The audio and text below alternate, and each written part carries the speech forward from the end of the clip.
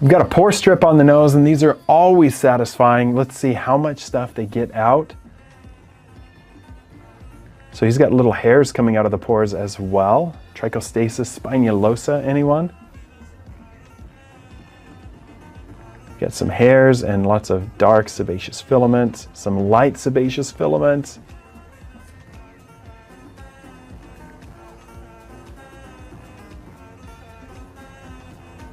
Look at that. Very satisfying. Still some that got left over. Maybe they'll repeat this, do a round 2.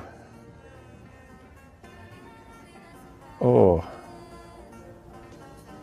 Just pull it off nice and slow, get those to come out. Very satisfying.